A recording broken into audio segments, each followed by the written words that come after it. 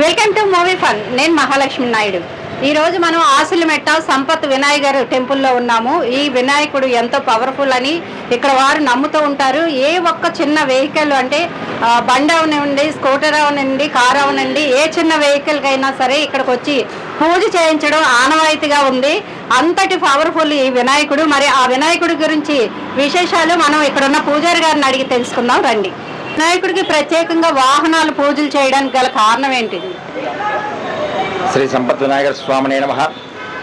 నమో వ్రాతపతయే నమో గణపతయే నమః ప్రమథపతయే నమస్తే అస్తు లంబోదరాయ ఏకదంతాయ విఘ్న వినాశనే శివసుతాయ శ్రీ వరదమూర్తయే నమో నమః. శ్రీ సంపత్ వినాయక స్వామినే నమః. శ్రీ సంపత్ వినాయక స్వామి దేవాలయం 1960లో అప్పటి వంశపారకర్తలు తమిళ కుటుంబ సభ్యులు ఈ గణపతి విగ్రహాన్ని ఏర్పాటు చేసుకున్నారు. తర్వాత 1971లో ఇండియా పాకిస్తాన్ యుద్ధం జరిగినప్పుడు పాకిస్తాన్పై ఇండియా మన యుద్ధం గెలవాలని చెప్పేసి అప్పట్లో ఎడ్మిరల్ కృష్ణ అనే ఒక భక్తుడు స్వామివారికి 1000 కొబ్బరికాయ కొడతానని మొక్కుకున్నారు. స్వామివారి యొక్క అనుగ్రహం చేత పాకిస్తాన్ మీద ఇండియా యుద్ధం గెలిచింది. ఆ తర్వాత రాను కూడా ఈ దేవాలయం దినదిన ప్రవర్ధనం అవుతూ భక్తులను అలవాడుతూ ఉన్నది.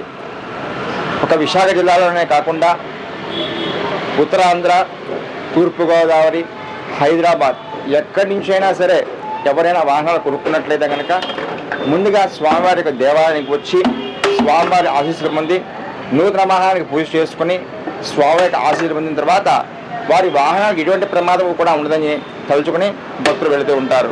ఇది భక్తులకి ప్రగాఢ నమ్మకం. విశాఖపట్నంలోని సిరిపురం జంక్షన్ వద్ద గల సంపత్ వినాయక లేదా శ్రీ సంపత్ వినాయగర్ ఆలయం తెలుగు రాష్ట్రాల్లో బాగా ప్రసిద్ధి చెందిన ఆలయం. ఈ ఆలయ వైశాల్యం చాలా చిన్నగా ఉంటుంది. మధ్య గణపయ్య కొలువు తీరిన అతి బుల్లి ఆలయంగా దీన్ని చెప్పవచ్చు.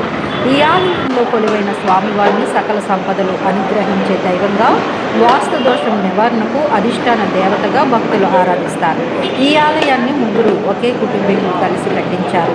తమ వ్యాపార కార్యాలయం ఎదుట వాస్తు దోష నివారణ కోసం వ్యక్తిగతంగా నిర్మించిన మందిరం సంపత్ వినాయక. ఈ ఆలయంలో సర్వదర్శనానికి ఎటువంటి ఫీజు లేదు. ఉదయం 6 గంటల నుండి 10 గంటలన్నర వరకు, సాయంత్రం 5:30 నుండి రాత్రి 8:30 వరకు ఆలయం తెరిచి ఉంటుంది. ఈ ఆలయంలో ఆంగ్ల సంవత్సరాదితో పాటు తెలుగు సంవత్సరాది ఉగాది నాడు కూడా ప్రత్యేక పూజలు నిర్వహిస్తారు. భాద్రపద శుద్ధ చవితి, వినాయక చవితి అత్యంత వైభవంగా నిర్వహిస్తారు. 9 రోజుల పాటు స్వామివారిని వివిధ రూపాల్లో అలంకరిస్తారు. ఈ నవరాత్రి ఉత్సవాల్లో స్వామివారిని బాలగణపతి, ఆది గణపతి, విద్యా గణపతి, రాజు గణపతి, శక్తి గణపతి, శివపూజ గణపతి, స్కంద గణపతి, అగస్త్య పూజ గణపతి, సిద్ధి బుద్ధి గణపతి అవతారాలలో స్వామివారిని అలంకరిస్తారు. చూసారు కదా అండి సంపత్ వినాయకుడి గురించి. మా వీడియోస్ కనుక మీకు నచ్చినట్లయితే లైక్ చేయండి, షేర్ చేయండి, సబ్స్క్రైబ్ చేయండి.